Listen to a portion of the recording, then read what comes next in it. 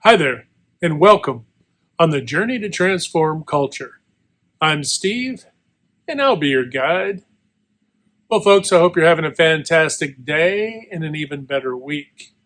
Today, folks, we're going to jump into part two of control, right?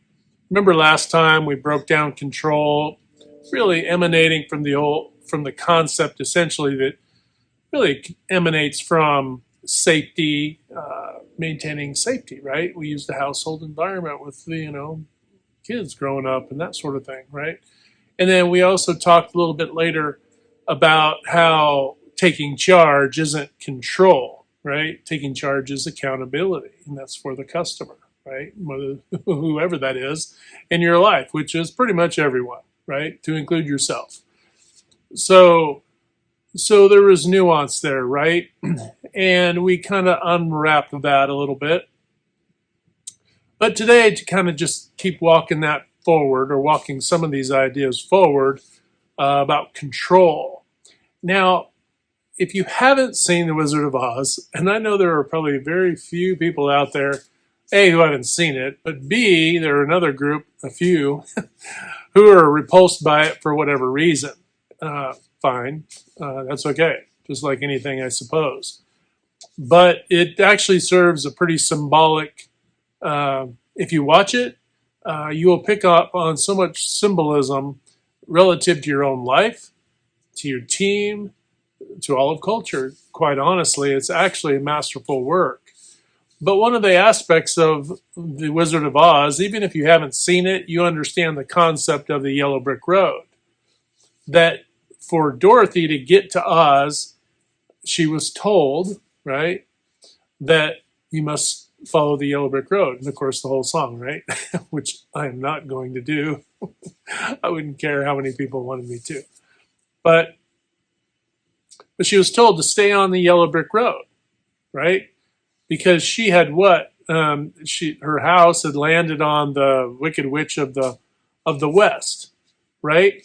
Now, the symbolism of the witches in these scenarios, which is what I'll kind of come back around to, are really taking the symbols of our shadow side, right? Our egoic side. And you could really assign those to a lot of things. The North, the good witch of the North is supposed to be the the good witch, right? Um, you know, she holds that position. I don't think we ever. I don't know if the Wicked Witch of the Wicked Witch is from the east or the west. I've forgotten, but anyway, I don't know if I've knew which one was from the south. Now that I think about it, it's kind of funny. But anyway, but the witches essentially take on your egoic side, and it wouldn't really matter which side you're talking about. Divine masculine, divine feminine, doesn't matter. Pick your pick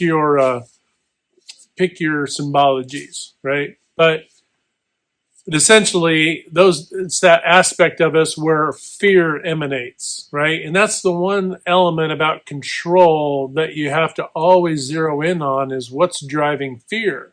Now, the house falls on the one witch. The first thing that Dorothy does, well, one of the first things, once she realizes that she's killed this witch, because she wasn't trying to harm the witch, right? She feels what? Guilt.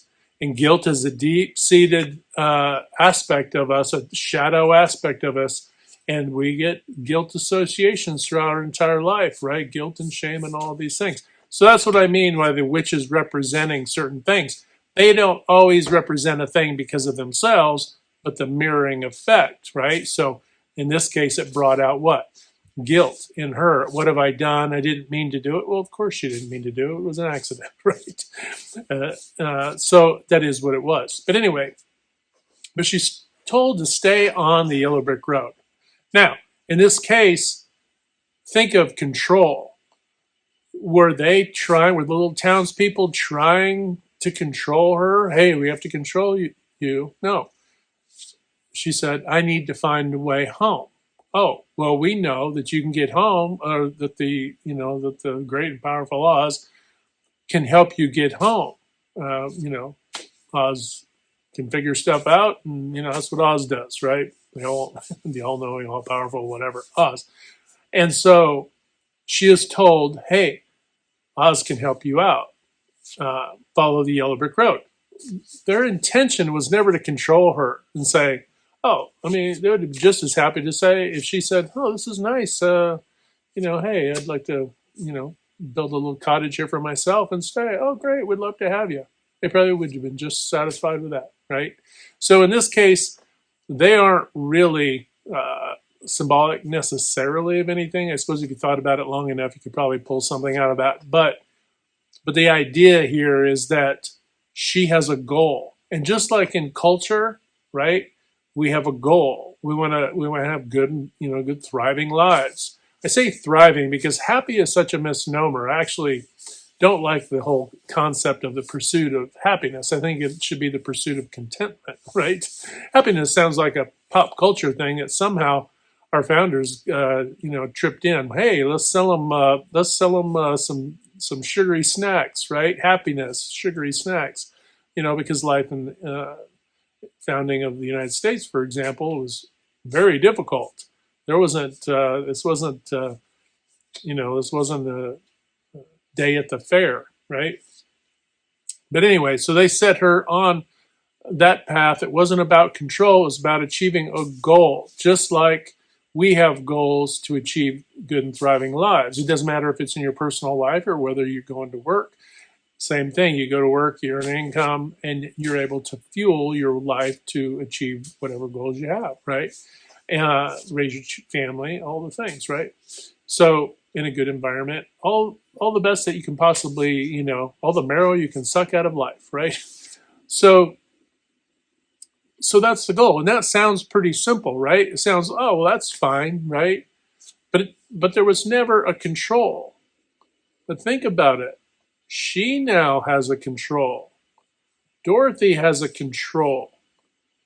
This is kind of insidious, and we have to see this within ourselves. The control sneaks in there as she sets out on the yellow brick road. She wants to get back home, right? She wants to get back home to a destination, to somewhere, right? And so she has a control. We have a control. I'm going to go, work in this organization, be on this team, because I want, to get the fruits so that I can, well, at the end of the day, go back home, whatever. But to achieve your goal, right? To achieve your destination. You have a control. You are taking control. The thing that's a challenge for us is when that control is in conflict with your heart. Was she seeking home because that's where the love of her family was, right? But ultimately, as the movie sets out, before she ends up in the land of Oz, I guess, before it really kicks into high gear, she's very unnerved. She's around the farm. She wants to get out and do things. She feels restrained. They're trying to steal her, her dog. She can't. Nobody's fighting for justice. She really has no one on her side. I mean, she's really not in a loving scenario. It doesn't mean he didn't love her, but it really wasn't. There was no contentment. Let's just leave it at that. Okay. So she had no contentment. But here she lands in this place. They're singing. They're saying, they're so happy that she had taken this witch out, even though she wasn't trying to do that. Tapping into her guilt now that she's pulled forth from what? From being home, what was once home. And now she wants control so that she can go home because she has now projected, a contentment and love into the situation. Long story short, and I'm bouncing around a lot, and I know that I am, but the movie is actually quite interesting. But in the end, she had the slippers. That is symbolic for the love she had always had on her all the time. She had the love within her all the time. She was on a journey to find something that she already had. So a lot of times in our culture, right, in organizations, whatever groups we're talking about, we think we're in this pursuit to find something that is going to add to our wholeness. Well, there's nothing out in the world, period, dot, that is going to make you more whole than the contentedness within your own soul, right? There just isn't. There's nothing out there. And I am actually quite entertained when I see people who are like, oh, I'm going to travel all over around the world and do these things. And that's fine. And I think it's because I've also traveled too. That after a while, once you start to figure it out, it's like, you know what? Cultures around the world, there's differences, but they're essentially the same, right? They have their own struggles. They have their cool things, just like we have our cool things. It's just another version of where you're already at. But some of the interesting journeys that you'll ever take are the ones where inside. So this journey through Oz, which is actually a dream that she's having, to be honest with you, is a journey inside of herself, to take this journey to find Oz, to get back to herself, right? To get back to the love that was within her, not necessarily a place.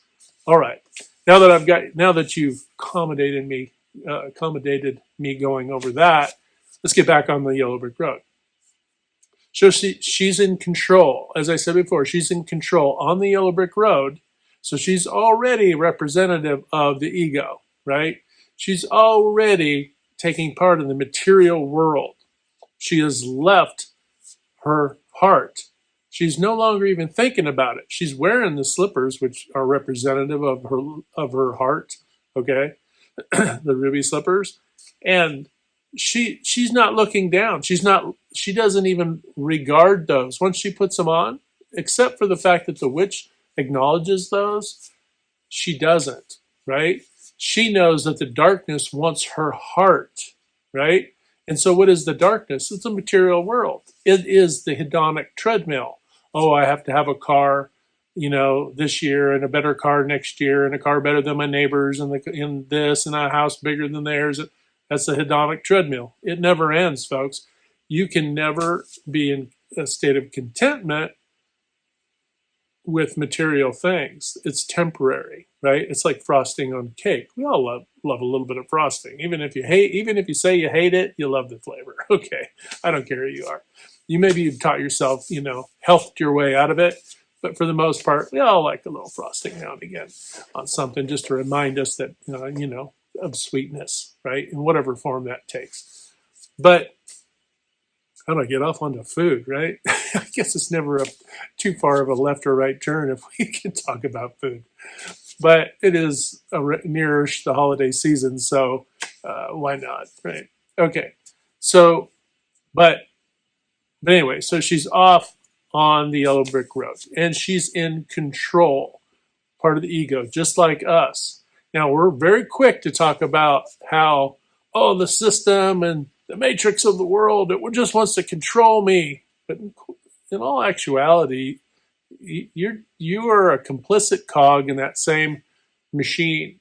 And the reason why is you want just as much control, right? And that's okay, but you have to realize it. And that is making friends with the shadow elements of yourself, finding balance on that middle path, right?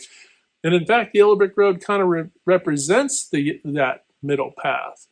They tell her, stay on the follow the yellow brick road. It'll take you to Oz. All the dangers that she will come across on the yellow brick road are when she gets off left or right or left of the yellow brick road, depending on what you're looking at me, you're left.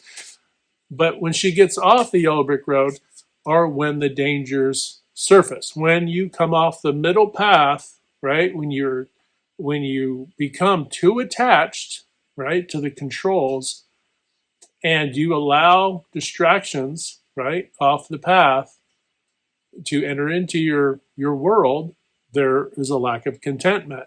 And when that happens, what? Here come the flying monkeys, right, to whisk you away to guilt and shame, that the witch, right, essentially to take you to the witch, where all your guilt, shame, fear, anxiety, all those things reside. So she's on this path. And then she comes across the scarecrow, right? He needs a brain. And needs a brain badly, and so they do their little song and dance, and it's all gravy. And then they're hopping off down the road, right? Skipping on down the road of the yellow brick road, just happy as larks on the middle path, right? At every step of the way, of course, the witch is intervening in the ways that she'll try to, upset their journey, and that is us. If you think about it, you're walking a tightrope of the middle path if you are in detachment, right? If you are not emotionally detached, right, to the material world, right? The good or the bad. If you are too attached to the good things, right? If you're too attached to the negatives, too afraid of the negatives, either way will pull you off that path. And it's the witch's job, or we'll say that the dark undertow of yourself and others that will serve to try to push you off that path, right? Get you to compete with them, in materialism.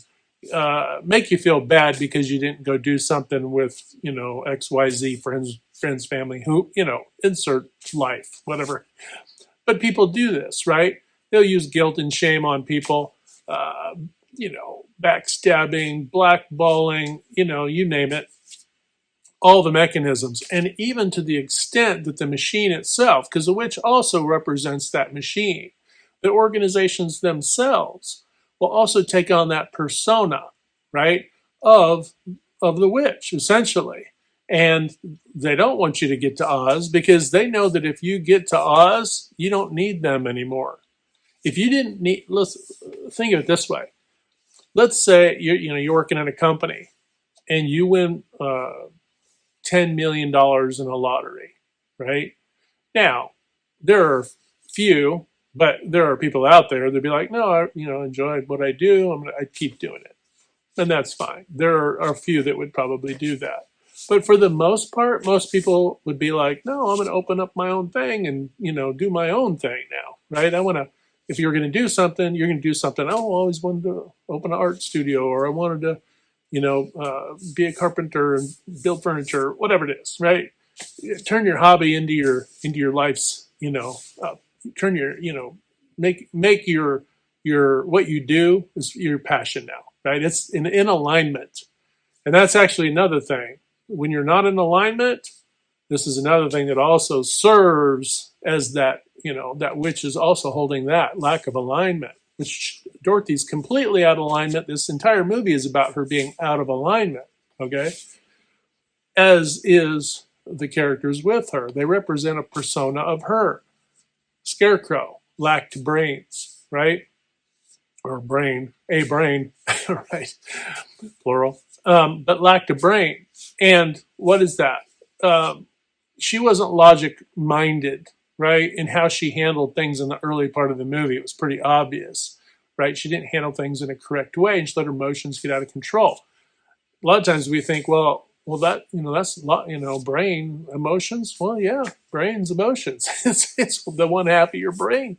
The other side is the logic side, right? So she was in conflict. Let's just put it that way. And so the Scarecrow represents this. Anyway, so they're skipping off down the road because the Scarecrow, representative of an aspect of her, are skipping off down the road because why?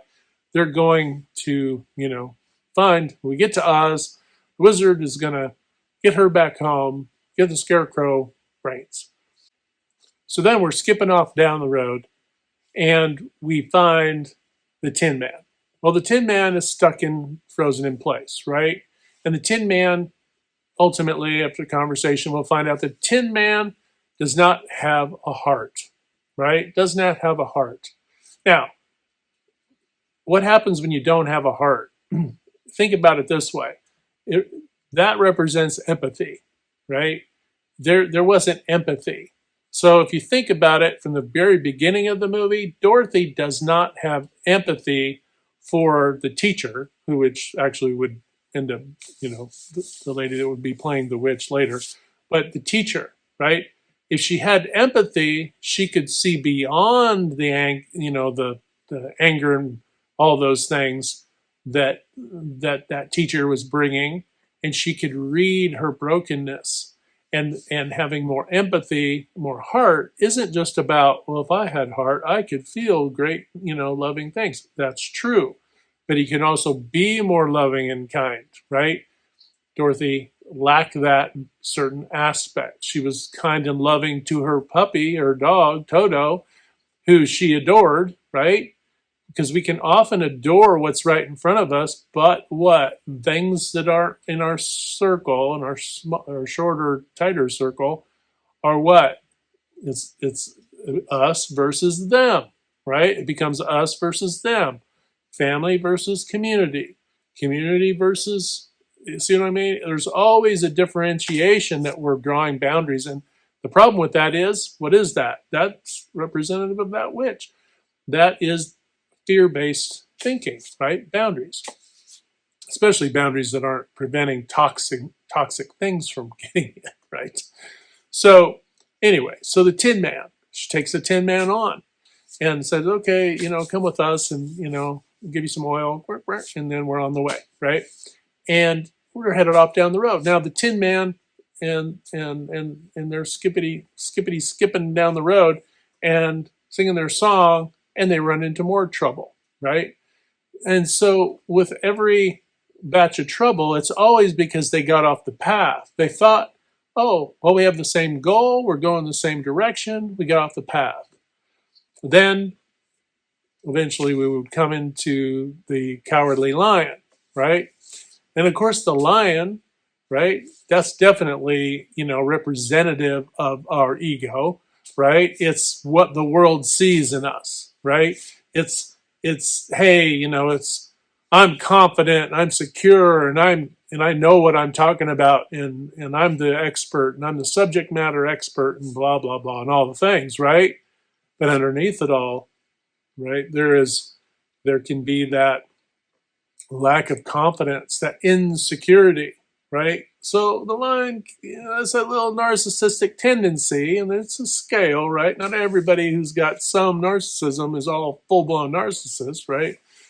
There's a sliding range, but that lion represents that. But what is it? The lion had all kinds of hot air and confidence about doing the thing that a lion would do, but within it all lacked courage, right? Because why? Fear. Fear was eroding the courage of that lion. And now these are all things we all deal with, folks, but they're indicative of our journey, right, within our organizations. And now we have our team. And now this, whether it's ourselves and breaking down our own psyche, or whether those are members of our team, right? We're all strong and weak in different areas. Some have more brains. It's just what it is. Some have more heart. Some have more courage. I mean, there's a lot of people who have courage, and ready to storm in, but don't really have a great plan, right? and you get a mix of all kinds, right? But when we come together as a team, what? We are stronger together. We're smarter. We have more heart. We have more courage. All of those things are better when we're together in unison.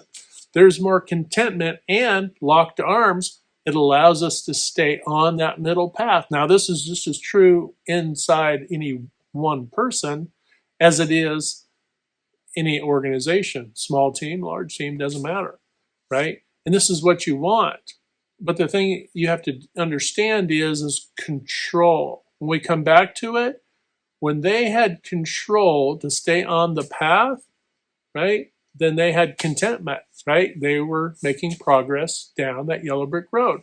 It was only when they weren't in lockstep. Now, conflict, argument, the lion gets a little, wild hair and goes one direction, there's fear and panic and whatever chaos, that the witch was introducing variables, right? That's another thing that the witch also represents, is that unpredictable variability, right?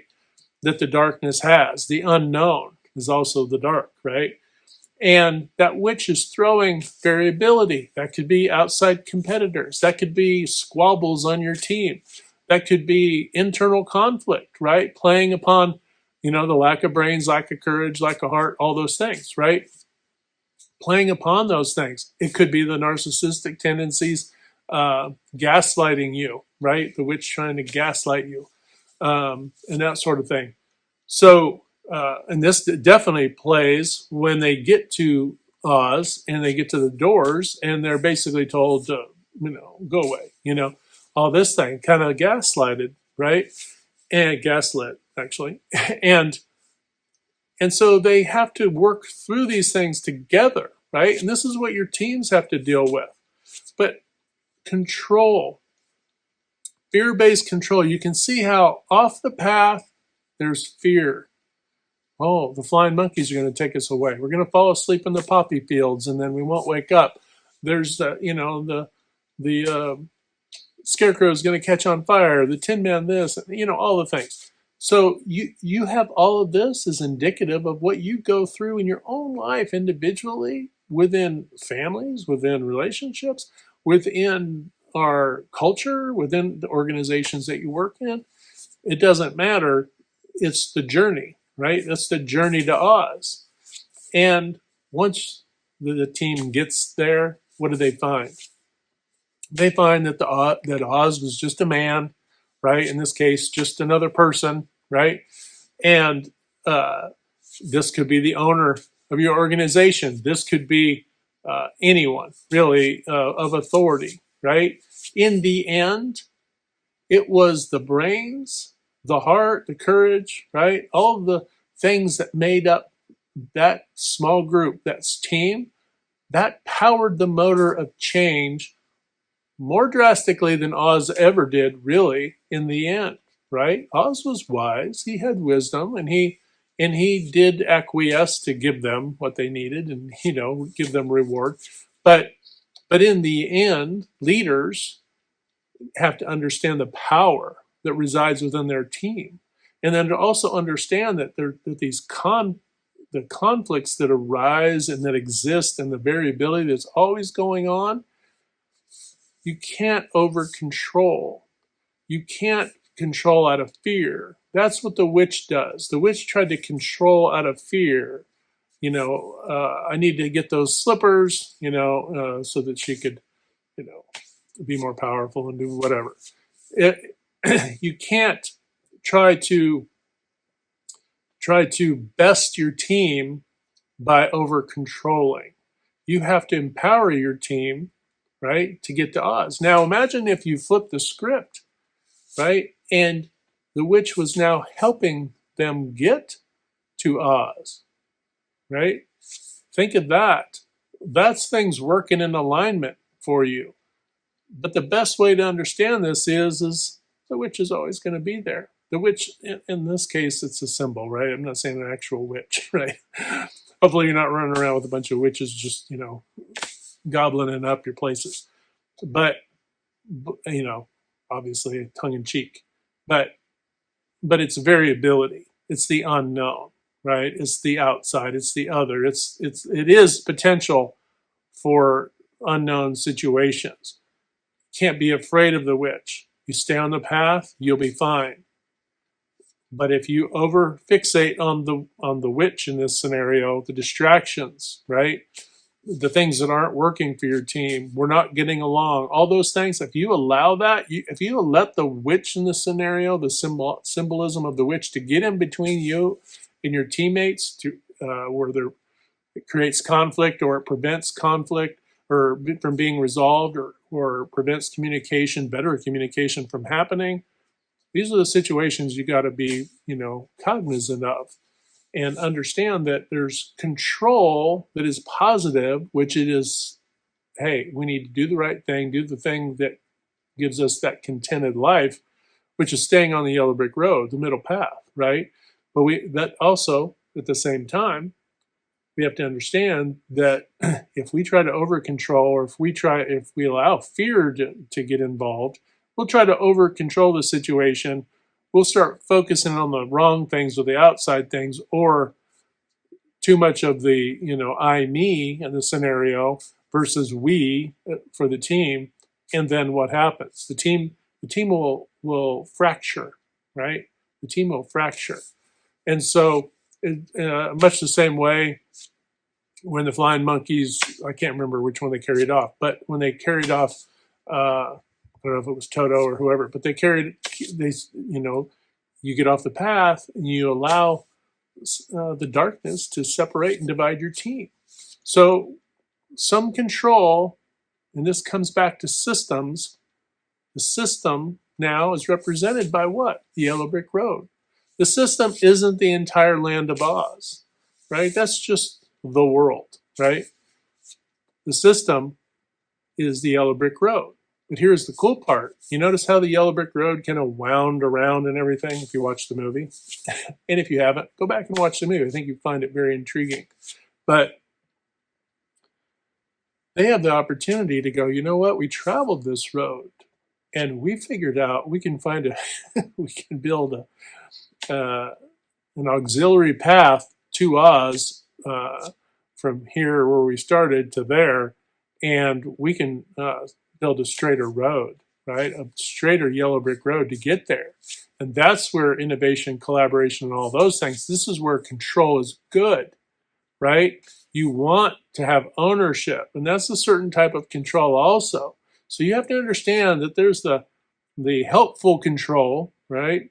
And then there's the fearfully driven control, that micromanaging control, that one that allows your system to flex and grow with you, and then the one that actually divides your team, that represented by our witch in the scenario, where we let outside fears or the lack of planning. Imagine if you didn't have a road, right? That's an organization that doesn't do the proper prior planning, doesn't have their policies, processes, and procedures, in alignment and flexible enough to change and adapt to situations.